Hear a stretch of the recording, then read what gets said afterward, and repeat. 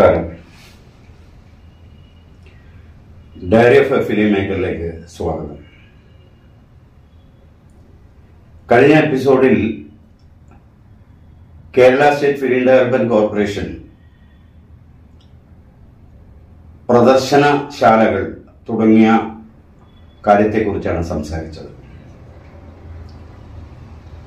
അവാർഡുകൾ ലഭിക്കുന്ന അല്ലെങ്കിൽ ഇന്റർനാഷണൽ ഫിലിം ഫെസ്റ്റിവലുകളിൽ പ്രദർശന യോഗ്യത നേടുന്ന അവാർഡുകൾ ലഭിക്കുന്ന ചിത്രങ്ങൾ പ്രദർശിപ്പിക്കാൻ സ്വകാര്യ മേഖലയിൽ പലപ്പോഴും പ്രദർശന സൗകര്യം ലഭിക്കുന്നില്ല എന്ന പരാതി ഉയർന്ന വേളയിലാണ്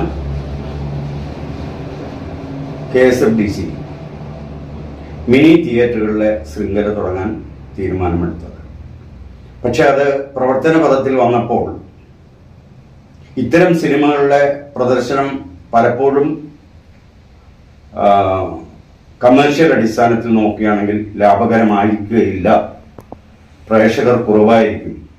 അതിനാൽ ഇത് ബാലൻസ് ചെയ്യാൻ വേണ്ടിയിട്ട് വലിയ നഗരങ്ങളിൽ ട്വിൻ തിയേറ്റേഴ്സ്, വലിയൊരു തിയേറ്ററും ഒരു മിനി തിയേറ്ററും, അങ്ങനെയാണ് കൈരളി ശ്രീ എന്നുള്ള ഒരു പ്രപ്പോസൽ പൊന്തി വരുന്നത്. അങ്ങനെ കോഴിക്കോട്, തിരുവനന്തപുരം, തൃശ്ശൂര് എന്നീ നഗരങ്ങളിലെല്ലാം കൈരളി ശ്രീ തിയേറ്ററുകൾ, ട്വിൻ തിയേറ്റർ, വലിയ തിയേറ്ററിൽ മെയിൻ സ്ട്രീം സിനിമകൾ കാണിക്കുക, കൊച്ചു തിയേറ്ററുകൾ ഇതുപോലുള്ള സിനിമകൾ കാണിക്കുക. പിന്നീട് ഈ ഉപനഗരങ്ങളിൽ നിർമ്മിക്കപ്പെട്ട സിംഗിൾ തിയേറ്റേഴ്സും ചിത്രാഞ്ജലി തിയേറ്റർ, അവിടെയെല്ലാം തന്നെ ട്വിൻ തിയേറ്റേഴ്സ് ആയിട്ട് രൂപാന്തരപ്പെടുകയുണ്ടായി. കൈരളി ശ്രീ തിയേറ്ററുകളാണ് ഇപ്പോൾ ചേർത്തലയിലും ചിറ്റൂരിലും പരവൂരിലും ആലപ്പുഴയിലും എല്ലാം ഉള്ളത്. തിരുവനന്തപുരത്ത് കലാഭവനും ഏറ്റവും ഒടുവിൽ നിർമ്മിച്ച തമ്പാനൂർ ബസ് സ്റ്റേഷനിൽ ഉള്ള കോംപ്ലക്സിൽ പ്രവർത്തിക്കുന്ന ലെനിൻ സിനിമയും മാത്രമാണ് ഏക തിയേറ്ററുകൾ. മറ്റവിടെയൊക്കെ ട്വിൻ തിയേറ്റേഴ്സാണ്. അപ്പോൾ ഈ കൊച്ചു തിയേറ്ററുകളിൽ നല്ല അക്കാദമിക് സ്വഭാവമുള്ള, ഗൗരവ സ്വഭാവമുള്ള സിനിമകൾക്ക് പ്രദർശന സൗകര്യം കൊടുക്കുക ഇപ്പോൾ കൂടുതൽ ബാധ്യതയാണ് KSFDC. എന്നാൽ എൻ്റെ ഈ ആദ്യത്തെ എപ്പിസോഡ് കണ്ടിട്ട് ചില യുവ സംവിധായകർ എന്നെ വിളിച്ച് പരാതി പറഞ്ഞത് അവർക്ക് സംസ്ഥാന അവാർഡ് കിട്ടിയിട്ടുണ്ട്, ചിലർക്ക് നാഷണൽ അവാർഡ് കിട്ടിയിട്ടുണ്ട്, ഇന്ത്യൻ പനോരമയിൽ സെലക്ഷൻ കിട്ടിയിട്ടുണ്ട്. അങ്ങനെയുള്ള സിനിമകൾക്ക് കഴിഞ്ഞ കുറച്ച് വർഷങ്ങളായിട്ട് തന്നെ KSFDC മോന്തിരിക്കുന്നു. കിട്ടിയിട്ടുണ്ട്, ഇങ്ങനെ റെക്കഗ്നീഷൻ കിട്ടിയിട്ടുണ്ട് പറയുമ്പോൾ തന്നെ അയ്യോ അവാർഡ് സിനിമ ഞങ്ങൾ കളക്ഷൻ കുറവായിരിക്കും. ഇത് സ്വകാര്യ മേഖലയിലുള്ള പ്രദർശനശാലകൾ ഇങ്ങനെ മോന്തിരിച്ച് നിൽക്കുന്നു എന്നുള്ള കാരണം കൊണ്ടാണ് KSFDC തിയേറ്റർ ശൃംഖല തുടങ്ങാൻ തീരുമാനിച്ചത്. എന്നാൽ KSFDC കൊടുക്കുന്നത് കൊണ്ട് തന്നെ സ്വകാര്യ മേഖലയിലുള്ള തിയേറ്ററുകൾ ഇത്തരം സിനിമകൾക്ക് കൊടുത്തു തുടങ്ങി എന്നുള്ളതാണ് സത്യം, അവരുടെ തിയേറ്റർ സൗകര്യങ്ങൾ. പക്ഷെ ഇപ്പോൾ കഴിഞ്ഞ കുറച്ച് വർഷങ്ങളായിട്ട് ഈ ജനസിൽപ്പെട്ട സിനിമകൾ, ഒരു വർഷം 5-6 സിനിമകൾ ഉണ്ടാവുന്നുള്ളൂ. അത്തരം സിനിമകൾക്ക് പ്രദർശന സൗകര്യം KSFDCയും കൊടുക്കുന്നില്ല എന്ന പരാതി വന്നു തുടങ്ങിയിരിക്കുകയാണ്.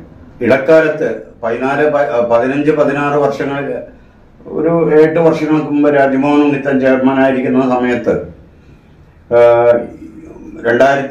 ഏതാണ്ട് 2010 മുതൽ അവാർഡ് കിട്ടിയ 5 വർഷം അവാർഡ് കിട്ടിയ സിനിമകൾ, സ്റ്റേറ്റ് നാഷണൽ അവാർഡ് കിട്ടിയ പടങ്ങൾ 10-15ഓളം സിനിമകൾ ഇതുപോലെ പ്രദർശന സൗകര്യം KSFDC കൊടുക്കാവുന്ന സിനിമകൾക്കെല്ലാം തന്നെ അദ്ദേഹം കണ്ടിന്യൂസ് ആയിട്ട് ഒരു ഫെസ്റ്റിവൽ വീക്കെന്നോ ഫെസ്റ്റിവൽ മന്ത് എന്നുള്ള എന്തോ പേരിട്ടിട്ട് തന്നെ ഈ സിനിമകളെല്ലാം ശ്രീ തിയേറ്ററുകളിൽ പ്രദർശിപ്പിക്കുകയുണ്ടായി KSFDCയുടെ കീഴിലുള്ളൂ. പക്ഷെ പിന്നീട് വീണ്ടും വന്ന മാനേജ്മെന്റ് ഇത്തരം തിയേറ്റർ സിനിമകളോട് അത്ര ആഭിമുഖ്യം പുലർത്തുന്നില്ല എന്നാണ്. അതിൽ എത്രത്തോളം സത്യമുണ്ട് എന്ന് എനിക്ക് ആധികാരികമായിട്ട് പറയാൻ പറ്റില്ല.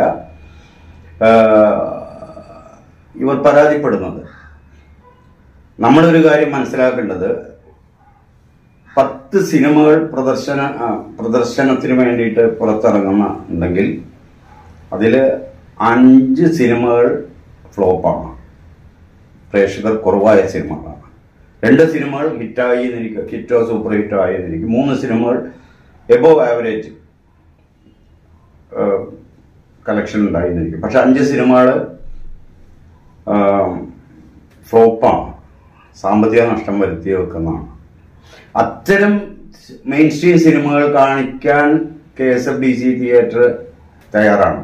എന്നാലും ഈ അവാർഡ് കിട്ടുന്ന സിനിമകൾ കാണിക്കുന്നതിൽ അത്ര താല്പര്യം എടുക്കുന്നില്ല.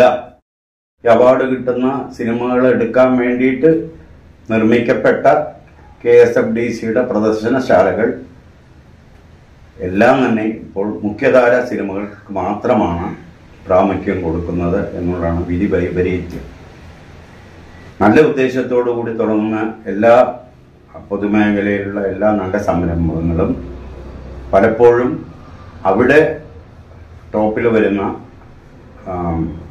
മാനേജ്മെൻറ്റിൻ്റെ പാഷനെ ഡിപ്പെൻഡ് ചെയ്തിരിക്കും, ഈ കലയോടുള്ള പാഷനെ ഡിപ്പെൻഡ് ചെയ്തിരിക്കും അവയുടെ പ്രവർത്തനം.